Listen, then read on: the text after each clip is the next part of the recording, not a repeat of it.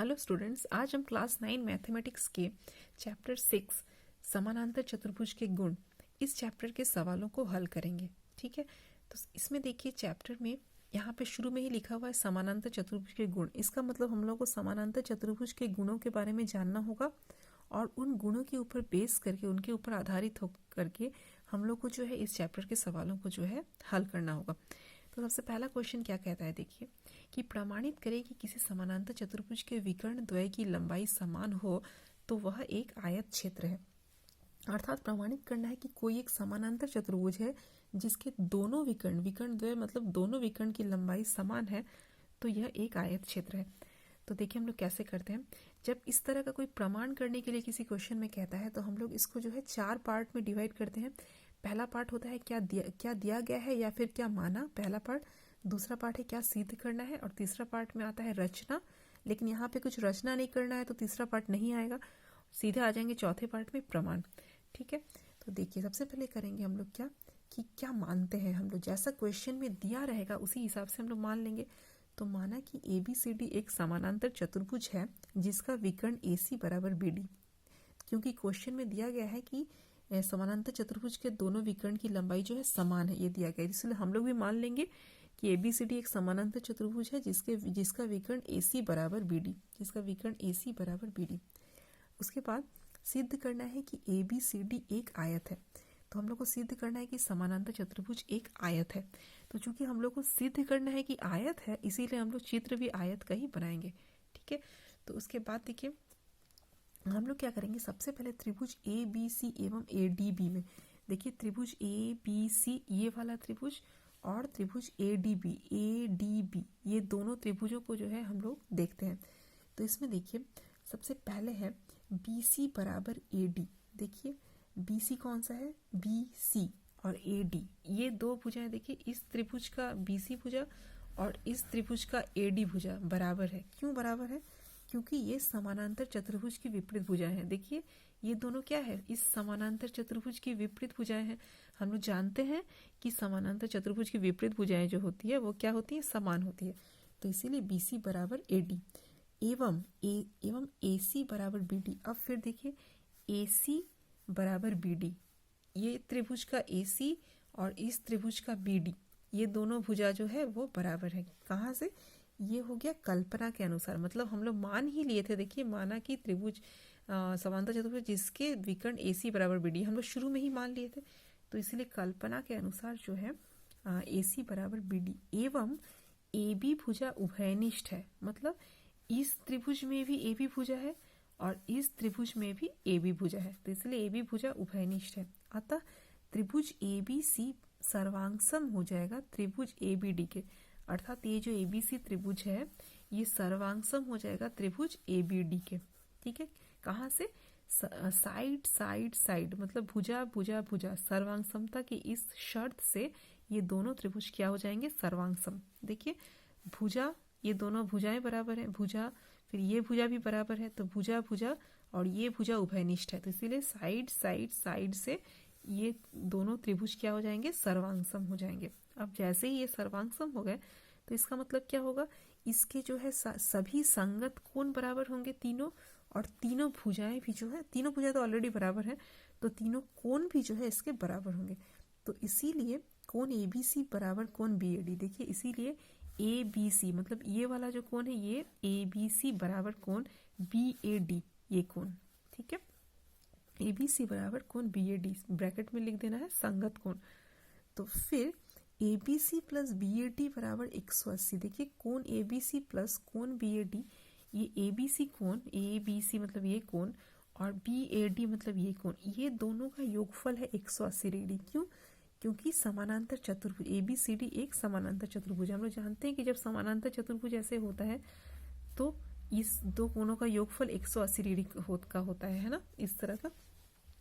तो जैसे मान लीजिए अगर हम लोग जब इस तरह का कोई समानांतर रेखा लेते हैं और उसको कोई दूसरी रेखा काट रही है, तो हम लोग जानते हैं ना कि अंतः कोणों का योगफल कितना डिग्री का होता है, अंतः कोणों का योगफल होता है 180 डिग्री। तो यहाँ पर भी देखिए ये जो है ये दोनों क्या है, पैरेलल है, समानांतर है, और ये रेखा काट रही है। तो इसीलिए अंतः कोणों का जो योगफल है वो कितना हो जाएगा 180 डिग्री।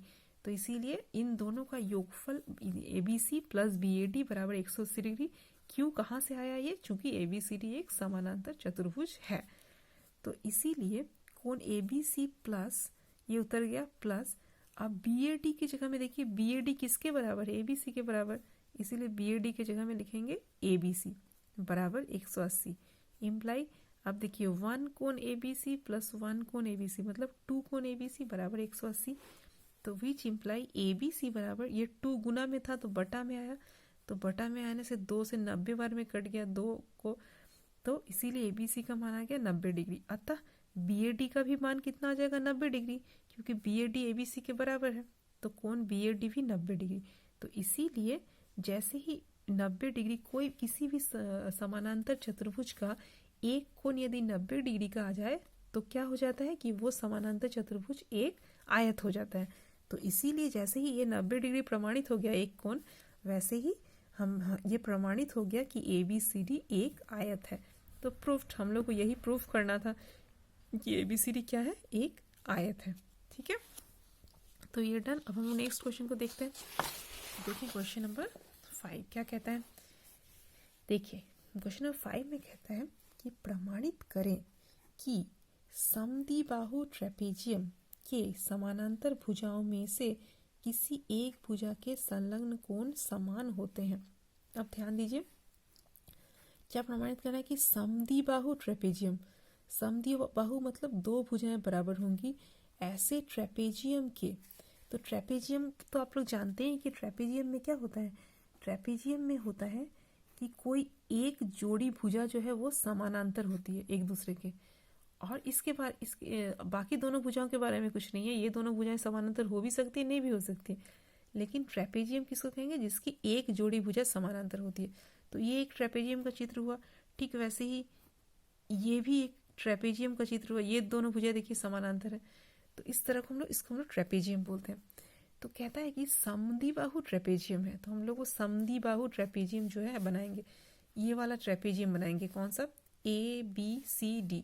इस ट्रेपेजियम में देखिए ये दोनों भुजा जो है बराबर है, मतलब ये समद्विबाहु ट्रेपेजियम है के समानांतर भुजाओं में से किसी एक भुजा के संलग्न कोण जो है वो समान होते हैं। मतलब कोई एक भुजा ले लेंगे हम लोग, किसी एक भुजा के संलग्न कोण, मतलब देखिए यहाँ पे BAD ये वाला कोण और ABC, मतलब देखिए तो कोई भी एक भुजा है इसका संलग्न कोण, इन दोनों का योगफल इन दोनों को क्या करना होगा? हम लोग को बराबर दिखाना कि संलग्न कोण समान होते हैं, ये हम लोगों को दिखाना होगा। ठीक है, तो सबसे पहला काम, माना कि ABCD एक समद्विबाहु ट्रेपेजियम है। सबसे पहले हम लोग मान लेंगे कि ABCD जो है वो एक समद्विबाहु ट्रेपेजियम है, जहाँ AD बराबर BC, जहाँ पर AD क्या है? BC के बराबर है, एवं AB बराबर AB पैरेलल DC।